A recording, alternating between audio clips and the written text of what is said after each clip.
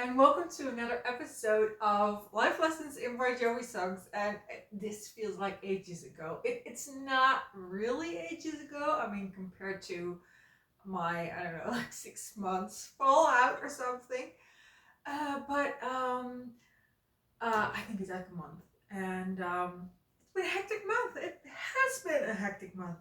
Um, So my last contribution for this series was Wanted Dead or Alive, and we have flipped the record to the second side, or if you were a cassette owner, we have gone to side B of the cassette, and it has this opener, and it's called "Raise Your Hands," and that's the song that we're going to cover today. So.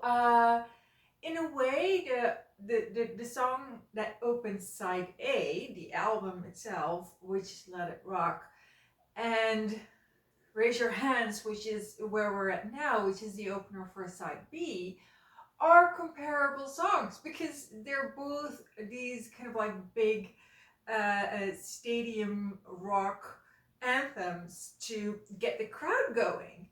So, you have Let It Rock opening the album, and you have Raise Your Hands opening side B. And it's actually very interesting because we're talking about 1986 when this album came out. And it would be succeeded, is that the right word? I don't know, but like its successor would be New Jersey from 1988, and that would have another classic opener, which was Lay Your Hands on Me. So there were, in these years, you can really see they were really good with creating these big songs to open a record or to open a concert. And in 1986, when this album came out in late summer, like August, September, they started touring, and what they did was they opened the shows in general with Raise Your Hands. So they opened it with the song that we're covering today, but they used the originally unnamed track called Pink Flamingos. I think it was really when the internet took off and you had like these online forums. Somebody must have said that the track was actually called Pink Flamingo. So I'm talking about an instrumental track that is on the album before Let It Rock actually begins. So in the 80s, we thought that was just part of Let It Rock. But if you have the music, you see that this is not on paper. This is not in the music, in the written music. So it was actually a separate track. So this album didn't just have two opening tracks, two like classic opening tracks, Let It Rock on side A, Raise Your Hands on side B. It also had this kind of like gem, this like undiscovered track or unnamed track, which was later revealed was called Pink Flamingos, even before Let It Rock. So there were actually 3 opening tracks if you would count it that way. So what they did in the Slippery When Wet tour, so this is the tour that they went to, that they undertook after they had released their really big album, Slippery When Wet. So they had 3 albums out. Slippery When Wet was their 3rd album, and then they started touring. And what they did is they took that little unnamed song, Pink Flamingos, that was the instrumental track that like opened the album. They took that and they played that, and that was the first thing that the audience heard, and then they gave it, they gave the audience raise your hands. So instead of doing it the way they had on the album, with first Pink Flamingos and then Let It Rock, or alternatively opening straight up with Raise Your Hands, they combined the two. So they took the Pink Flamingos from side A, put it like the first thing in their show, and then they took the Raise Your Hands from the opener from side B and put it after. And that was like their classic opening for the Slippery When Wet tour. That made Raise Your Hands a very special song for John, and he really says it's my way of saying welcome to class, of welcome class or welcome to class. I don't know what was the quote. Good morning, class. Raise your hands is my way of saying good morning, class. That's what he said in 1986. It's a quote from John Bon Jovi. So raise your hands in a live setting means good morning to class. You know, John's way of saying it. So that's like really, really cool. So Raise Your Hands is a very important song for live concerts.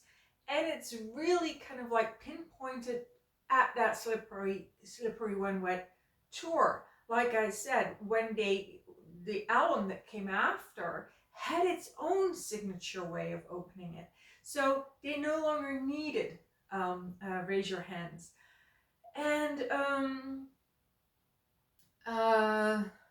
there have been like times in their career, in their touring career, when Raise Your Hands has reappeared. But in general, it was really just the signature, it was a signature song for the Slippery When Wet tour and not for the tours that came after. So Raise Your Hands was memorable for that reason, that it was, that it was a signature song for the tour that followed. But it was also, I think, memorable for another reason.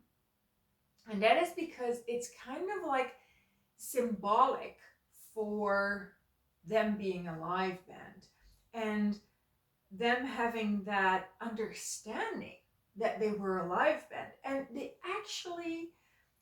kind of like, John really says that when he wrote Raise Your Hands, he was really at that point in his career when he started to understand that he could handle big arenas. I don't know if he says stadiums or big arenas, but he could certainly handle arenas. A stadium. I started in a 1990 interview. John Bon Jovi says, I started to get aware of the fact that I could handle a stadium. I could make the person in the back feel a part of it all. So that was his state of mind when writing Raise Your Hands. It was that kind of like the feeling of, I can do this, and this is my work, and this is my talent. And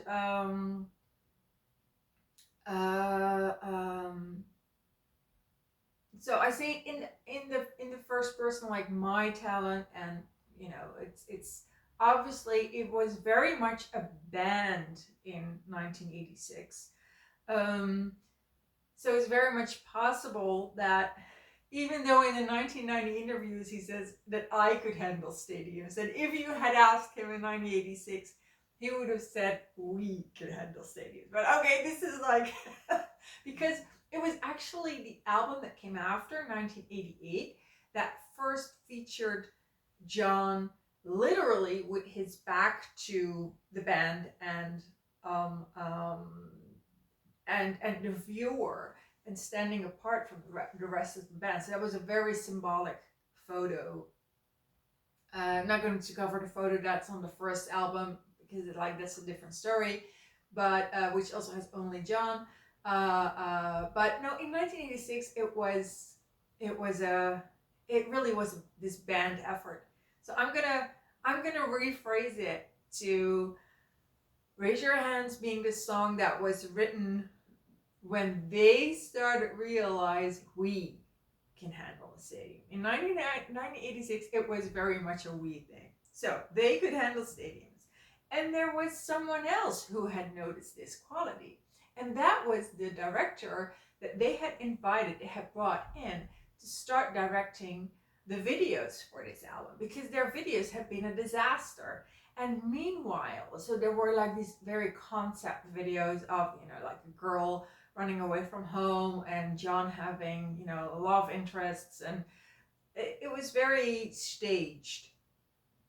And they were very unhappy, had been very unhappy with it. It was their third album. They were like, we need, fresh pair of eyes on this one. So they brought in a director, and the name of the director was Wayne Isham, and he already had a lot of experience directing videos for other rock bands. So he was not new, he was established, and he was the one that saw, oh, wait a minute, we don't need concept videos here. We need to get you to come across as, the strong live act that you are. So instead of creating a stage or a set and having you instead of like creating like a movie like set playing out a story, we're going to recreate a stage for you. So they rented this abandoned boxing arena and transformed it into a faux stage. They wrote really big Bon Jovi on the stage, and there was this this device where John could put on, and then he could fly across the room. So that was something that they would also start using in the shows that were to follow, in the tour that was to follow. But it was already recorded once. He'd already done it at least once, which was for this really special day, the first day where they were going to shoot the videos the way they wanted it. So they had this abandoned boxing arena, transformed it into a stage with lighting and everything, and invited all these fans. They were supposed to play the fans, like we're there at a concert, so that it looked real. And the band, the fans would also get Bon Jovi play in between takes. That was kind of like what they would get out of it. Like not everything would be playback, and not everything would be just for the video. We're actually gonna play some stuff here. So the fans had come in, and they had created this audience for the videos, and they shot 2 videos. They shot You Give Love a Bad Name, and they shot Living on a Prayer. And if you see the videos, you can actually see that it's the same thing. Just that for Living on a Prayer, they included black and white footage of the rehearsals, or when they were still building up the stage. So Living on a Prayer starts with black and white, starts with them just having fun on stage without the audience, and then it goes full color and you get the rest of the video clip. So that was how they set up those two videos. And the director Wayne Isham would stay on, and he would direct 3 more videos for this album, and he would also do all the videos for the next album, New Jersey. So and they would just continue to elaborate on this touring principle, this live band principle, and completely step away from any storytelling. Um, so it was a story, but it was the story of Richie Zamora pointed this out, that the videos were more like a documentary. So it was actually storytelling, but it was the storytelling of the band and not a made up story of as the videos had been from the albums before that. So it was the real story, it was a documentary like story of the band of Bon Jovi that would from that moment on be told. Yeah, so that was the story from Raise Your Hands, and I think there's just such a powerful um, um, such a powerful full lesson here, because it is really the symbol, I think, of playing your strengths, and that's what the director of this video uh, um, wanted to do with Bon Jovi. He said, "Okay, we're going to take what you're good at, which is playing live. We're going to take that. That's what we're going to display in the video. That we're going to put on display in the videos." So, and that's also what John started to realize when he wrote "Raise Your Hands." We're a live band, and we can handle big stadiums. So that is the life lesson from this song, "Play Your Strengths." And then I also have something that I came across when I clicked on this video on the official YouTube channel from Bon Jovi, and it had all these comments about a movie from 1988, Spaceballs, and it was a spoof movie, so it was like a comedy on Star Wars, and it has this song in it. And I don't know where it has this song in it, but I have seen little clips, and just the comments below the video are just hilarious, because it's just all these fans making references to this uh, uh, Spaceballs movie, which are just very funny. And I have seen the movie. I've seen the first 2 minutes, 3 minutes of it, because it's entirely on YouTube. So like we can now just go watch that movie and just see where it has "Raise Your Hands" in it, because "Raise Your Hands" is in the movie Spaceballs. So everybody has this who has seen the movie and then watches the "Raise Your Hands" clip on YouTube, has this association, and just starts typing quotes from the movie Spaceballs. So I will put the link in below to like the full movie available on YouTube, and I think that we're going to have a lot of fun with it. I also already watched the first 2 minutes, and it has this, I don't know what it's called, like a radar or something. It's the intro of Star Wars with those texts going into space. It has that, and then at the end of the text, it has like, if you can read this, you don't need glasses, like coming up at like the last sentence. So that's what was really funny, and then it has the opening shot of a spaceship, and it's like endlessly long. You see like the camera moving along the spaceship, and it just goes on and on and on and on and on and on and on and on and on. And then you see the back of the spaceship, and then it has this sticker on the back of the spaceship: "We break for no one." So it's the spaceship of the bad guys. And yeah, I also watched the first scene inside of the spaceship with a spoof Darth Vader. I think he's called dark helmet in the movie. So that's definitely worth watching. And Spaceballs from 1988 is actually the movie that has kind of like um, uh, saved.